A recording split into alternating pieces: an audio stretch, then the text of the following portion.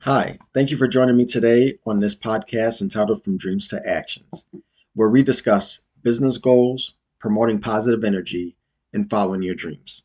On today's episode, we are going to discuss how your network is your net worth. Now, when you think about net worth, a lot of people correspond that into how much are you worth? How many assets do you have? How much are your assets worth? How much liquidity do you have? But really, your network and who you surround yourself with can actually impact your net worth. So let's get into it. So when you think about your network, you really want to think about who are the individuals that are surrounding you, or who do you surround yourself with? Who are those right people, quote unquote? Okay. When you walk into a room, do people look at you and say, wow, I want to do business with that person? Or that person means business? Or perhaps you walk into a room and people just like being around you. You just have some type of energy, some sense where, people just gravitate towards you. They want to talk to you or they want to share their problems with you. You have a great personality that people want to be around. And that's great. A lot of people want to have you in their network and vice versa. You want to be around those individuals and have them in your network as well if they have and possess that type of positive energy. Okay. So also when, I think about being in a networking room, sometimes people just have that glow. Someone walks into a room and people just turn their heads and it's like, wow, like who is that? And it's one of those they tap you on the shoulder like, oh, you don't know who that is? That's Todd Smith. He used to run this company. It's like people kind of know you in a positive sense, but the people who do know, they know. But the people who don't know, you kind of educate them and you tell them like who you are, or other people in the room tell them who you are, and that's really a great feeling, a great positive feeling to have when you are part of someone's network or someone is part of your network, and that's really good. I mentioned about the right people. And the right people, you really have to understand who those people are. And we're going to get into that a little bit deeper. But the right people, and I put those in quotations because um, we're not just talking about family and friends. We're not saying they aren't the right people, or individuals you haven't shouldn't have in your circle, but who are the people that you inspire to be? Who are the people that have a lot more than you? And the thing is, this isn't off of arrogance or jealousy. It's more building your confidence because you see what direction they're going and you're like, I want to be part of that. Or wow, I want to be part of that circle. Wow, they're only 30 years old and they're a millionaire and I'm 29 or I'm 40. How did they do it? And you really want to be a part of that type of network. So let's get into that. Let's talk a little bit deeper in regards to what I mean by the right people.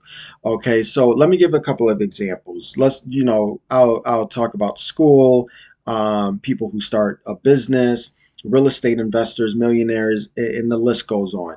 So, as an example, with school, maybe there is a person who is an educator, and they're just a well-known educator and at a school, a university, and you inspire to I don't want to say be like that person, but you're inspired by them. You understand and like to hear their journey and their story. There may be a person who is an entrepreneur. They may have started a business when they were 15, being an influencer on Instagram, and now look at them and where they're at now. And you kind of understand that story, and you want to be a part of that journey as well with them. There might be a real estate investor. There's a list of what you can do in regards to real estate, from flipping homes to renting to buying apartment buildings to wholesaling. The list goes on, but maybe you want to be in that type of area and surround yourself with that network. And then last but not least, maybe you want to be the millionaire, or perhaps one day you envision being a billionaire. How do you identify those individuals? How do you get within that circle and see how they move and how did they make their millions? So, given these examples, you may inspire to be a real estate. You want to buy apartment buildings. Maybe that's a goal for you, and you want to learn the ins and outs of that. And so you hang around different real estate investors, you go to different networking events, and you kind of, gravitate towards, these people. And maybe you all share the same story of how you're getting started and they started the same way. Or maybe you all grew up in the same neighborhood, or, just like-minded ideas that come together, and create that bond with those individuals in that relationship, and that they're part of your network, and they are the right people that you want to surround yourself around, because you inspire to be like them one day, or to surpass them, and to learn from their mistakes, and also just to have them, as I'll say, as a sounding board, where you can ask them questions on, um, how did they get started? What are some of the challenges? What are the pitfalls, and things of that nature? And what are the do's and don'ts? That's what that network is for. And they will also, a major one is, they will get you out of your comfort zone, and they will push you. They will push you in a positive way, with motivation, connecting you with other people, that are probably surpass them. They know the right people. So having that type of network in those individuals, and again, still using that example of getting into real estate, they will be able to connect you. And that's what it's all about. It's about those connections. And that's the whole part of this episode, with your network, and how it correlates to your net worth. And last but not least, these individuals serve as mentors and teachers. So, like I said, learning the do's and don'ts, getting connected. You can read YouTube, follow different Instagram influencers, but there's nothing better than hands on, let's say face to face, building that relationship with that individual. That's the best teacher. That is the best learner that you can have. And so, the right people can serve as that in your community as you progress and you're trying to reach, different heights and levels within your career. Okay. With your network, and I've mentioned this a little bit as well, with, being surrounded by people who have more than you, excuse me, people that have more than you, um, or who have a great story to share, and you really resonate with that, and you gravitate towards that. And again, it's more of being encouraged, being motivated. Like, wow, they were able to do that, and that encourages you. It doesn't make you envious. Don't get jealous. Don't become bitter. Really look at it as fuel. This person's inspiring me to get up and you know um, move forward with this dream that I have. It's a great encouragement factor to have. Also, become a sponge, with these individuals, no matter who it is. Uh, Listen to how they speak. Look at who they surround themselves with. Even look at how they walk, how they dress. That's a really big one. Are they well groomed? Are they getting their fingernail, their nails done? It's all of that, where you kind of, you're observing them. How did they get to this level? Wow, they're doing this, they're doing that, and you just become a sponge. Everything that they're teaching you, and who they're introducing you to, become that sponge, and just sit there and absorb it. Just learn it and ask questions. People love bragging about themselves. They love hearing about, wow, you've been in the industry for 20 years or 30 years, and you're an attorney, and you also have these certifications. How did you do it? And you're a single parent or something, or you're a parent or whatever. People love telling their stories. So, become a sponge and ask questions, take mental notes, or just, write those notes down. That's going to be very helpful for you. With the right people, and developing your relationships with these individuals, when you start to be introduced, or maybe perhaps go to like networking events with this individual, or maybe by yourself, look at how they work the room. You may have heard that term, like someone says, wow, they really know how to work the room. What that means is, a person walks in the room, and maybe they know 30% of the crowd, but they know how to move about the room where no one feels left out. They have a great story that people love to listen to them. They're very engaging. They know how to connect and introduce individuals. So someone walks into the room, they're great at working the room, they're meeting someone for the first time. Hi, I'm Todd. Hey, I'm Cynthia. Nice to meet you. And they kind of hit it off. They talk, and then Cynthia says something to Todd, and it sparks Todd's. Um, it's a light bulb that goes off, and it says, you know what? Chris is in the room. You should. I'm going to introduce you to Chris because he writes grants. And you work for a nonprofit in XYZ or whatever the conversation is. And Todd goes and gets Chris, and then introduce those two. So work in the room. You're a person that's really good at that, building those relationships like on the spot. They're really good at making that introduction, but then they're also good at knowing how to appropriately and politely exit the conversation or to connect other individuals, and then they slowly kind of back out of the conversations, and then they continue to work the room. It's awesome to see if you've never really been in that type of atmosphere where someone is working the room. And so what I'm getting at with the whole networking piece is, if you see someone who is really good at working the room, just kind of observe them. Again, be that sponge, be that teacher. And one day you can be that person to make those connections, to have those great, inspiring stories, to connect individuals. Your network continues to grow, and then you can also bring them back to other people that you're being introduced with, and vice versa. Your network can introduce you to other people as well, so that you can continue to grow at your level in whatever status you're trying to reach. Okay. So work in the room, and just, being inspired by people that kind of know more and have done more than you is a huge benefit. Take full advantage of that. I also wanted to discuss the importance of mentorship and having a mentor. A lot of people may think, what's the point of, if they're not used to that term or that environment, what's the use of having a mentor? Like someone for me to just talk to, like what are they going to do? They're going to help me get a job? Are they going to, you know, help me feed my family? Like what's the purpose of them? But having a mentor is really important, whether it's someone at work or someone that is in the same industry as you, or an industry you want to get into. It's really important because that person has connections, that it's a individual that you have developed this relationship with, a person that you trust, a person that you have seen during the challenges and the pitfalls, and how they um, dusted themselves off and continue going and elevated their career or their success or their business. So mentorship is very important. I personally wish I took more advantage of this or had more of an opportunity to, have a mentor, because it's really like, how do I get a mentor? Who's the right mentor? How do I ask somebody to be my mentor? And those are things that you just kind of learn over time. But also being in the right network that can actually help to groom you, and to help you on those types of questions. How do I ask for a mentor, and everything I just mentioned there?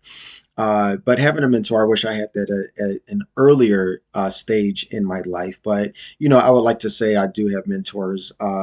In various areas. I mentioned that the example of an educator and real estate investor, a millionaire, is great to diversify your network as well. Just because you want to get into real estate, um, doesn't mean that you shouldn't network with someone who's an educator, because that person who's an educator is probably a teacher, and they probably were really good at their finances, and they reinvested their money into buying real estate. And so they kind of know best of both worlds of being an educator and a real estate investor, or maybe the educator's a real estate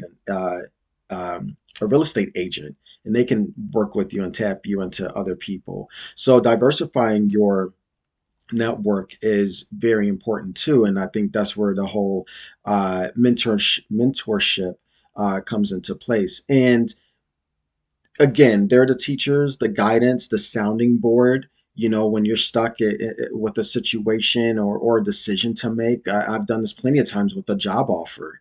I reach out to my mentors, who are in the same space as me, and I get different opinions, or they say, hey, this is where how I made this decision, or, oh, don't apply there, that type of guidance. And it's really just helpful to have. On the flip side of having a mentor, if you're an individual and you feel like you're, I don't want to say up to that challenge, but you want to give back and feel like you have a great story and you want to have a mentee, make yourself available for that. Make connections with, maybe your mid or senior in your career or your level or your business, and you want to inspire other young entrepreneurs, that are in high school, or maybe perhaps in transition with high school into college. Make yourself available, make yourself, answer questions, connect with these individuals, because that can also help you too. Being a mentor, that's great for leadership, and how to really groom someone, how to really, building that trust, that relationship, being able to give proper guidance, to that individual. And I think that that speaks volumes too. When you are a mentor, it says a lot about you and about your character, and people really enjoy that. And that's another story that you can tell people, while you're networking or within your network, on how you have mentees and people that come to you for advice. It's a great story. It's very heartfelt, to do that, as a mentor. So now I wanted to give an example of the whole network. I gave the positive side of this, but I also wanted to share some just fictitious situations that honestly are truth, in fact, that we hear in the media, on the news, on TMZ, on social media, where having the wrong network, or that the wrong, not the correct right people or right person in your circle, can actually be your downfall. So I want to get into that as well, because I think that's equally as important. And I'm going to use the example of a celebrity. It could be a singer, it could be a hip hop artist, it could be, um, a movie star, male, female, doesn't matter. So I'm just going to give a high level, broad overview of this example with the celebrity. Okay. So let's take this example, this story of an individual who came from humble beginnings. And, they may have came from a single parent household, didn't have much really, parent had to struggle, but they had a gift. This person had a gift. Unless, for context, let's say this person is a singer, okay? And this person could sing. They sang in churches, they sang at talent shows, at school, in chorus, and they were found by somebody. They were singing one day, and a record executive, heard their voice, and then that's when their career started. And they went through, tribulations and challenges and ups and downs, but eventually they made it. Now the thing is, they came from humble beginnings, so they didn't have much, but now they're going into stardom, and so that comes with fame, that comes with money, that just comes with various, paths of success that this person may not be used to, but they never forget where they come from, and that's very important. And maybe they have, let's say, four people that are uh, part of their community, part of their neighborhood, that grew up with them, that were very loyal to them. And this entertainer, the singer, is also loyal to these four individuals as well. Okay. And, you don't want to forget about these people. They were always the ones, your cheerleaders, always cheering you on, always supporting you, saying you can do it, etc. And over time, as you continue with your success, you want to give back to your community, and especially those four individuals. So you take them out of that community where they may not see as much as you have seen, and travel the world, and eat at the finest restaurants and whatever. So whatever you're doing, you make sure there's space for these four individuals that you grew up with. Okay. And then things work out very well, and you all are having fun and reminiscing. But maybe one or two of these individuals say, hey, my nephew wants to get into the entertainment industry, and this person's a writer, or they're an inspiring artist and they look up to you so much, do you mind if they come with us on the road, and they can just kind of, you know hold your gear, or if you need mic set up, just to really get them uh, in that environment, that exposure. And you say, yeah, no problem, I'll look out for you and your family, bring that person, bring your nephew. So now the nephew's tagging along, so now you have 5 people. And to make this long story short, let's say, I said originally you have 4, and let's say each of those individuals, they're bringing someone on, and there's always a reason why, and a lot of times those reasons make you feel good because you're like, I'm giving back, I'm helping. But you have to be very careful of that, because now as your network continues to grow, it may be more in uh, quantity and not quality. And so you really have to make sure you kind of keep an eye on everyone. You're not babysitting them, but you kind of are in a way, because now you are an icon. You are at a different status level. You are a brand. You are a brand. Your voice is that brand because you are the singer, as I started the story. You are a celebrity. You are that brand. Your name speaks volumes. So now who's ever connected to that brand, whatever they do, that can fall on you, and then you could be on the spotlight or the media for something that had nothing to do with you. And it could have been somebody that was part of your entourage, let's say, or part of your network. And I just wanted to share this story because, again, we see this happen a lot of times. Sometimes you'll see celebrities walking down the street. They might be by themselves or with a couple people. And I've seen celebrities that are like 20, 30 people deep. And it's like, who are all these people, And then it gets to the point where you're, probably providing jobs for these individuals because you're making that money to do so and you want to give back. And again, that's great, but just be very conscious on who's part of your team, because you hear a lot of times, and I'll say in the hip hop industry, the hip hop culture, there will be times where there will be an artist, and they're at a club or they're out, and they're with their friends and they're having a good time. Their record just went platinum. They just want to enjoy themselves. They're celebrating. And you hear a lot of times where there's a shooting or something violent happening in the club, or altercation between a male and a female, and then who's on the news. It's usually not that person. It's the person that person is connected to. How did they get into that club?